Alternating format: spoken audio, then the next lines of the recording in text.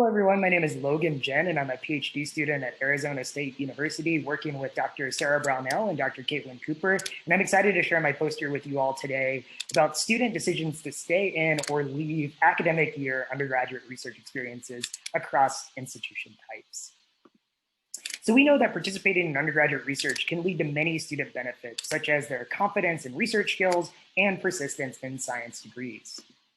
However, recent research has highlighted a need to assess the quality of undergraduate research experiences and things such as research mentorship in order to assess how can we improve student experiences in undergraduate research. And we also know that not every undergraduate research experience is positive. So a recent study out of our own research group found that about half of students consider leaving undergraduate research. And we also identified specific aspects that may contribute to a student's decision to consider leaving, such as a negative lab environment. Now, it's really important to note here that that study and the studies that I mentioned previously were exclusively conducted at public research-intensive institutions. Thus, it makes it really difficult for us to generalize our findings beyond those institution types to other institution types. So with this work, we set out to conduct a national study of undergraduate researchers at public research-intensive universities, private research-intensive institutions, master's granting institutions, and primarily undergraduate institutions.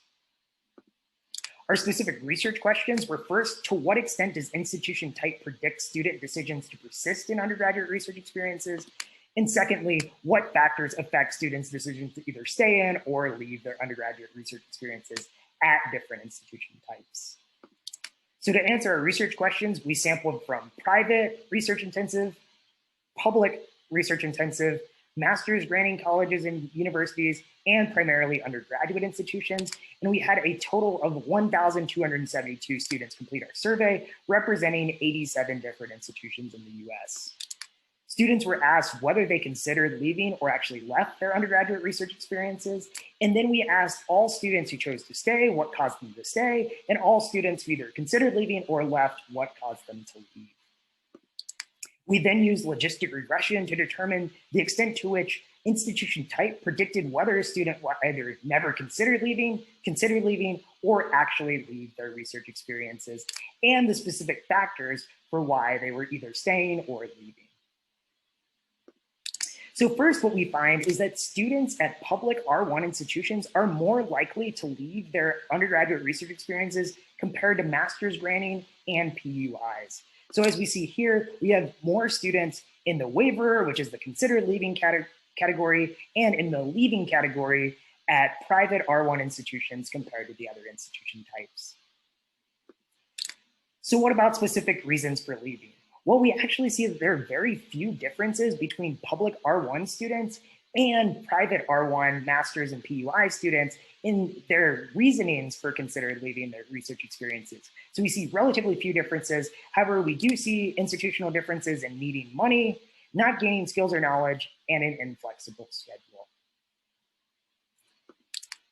For staying, we see a similar trend where there's actually relatively few differences between public R1 compared to private R1, master's, and PUI students in their reasonings for staying in undergraduate research.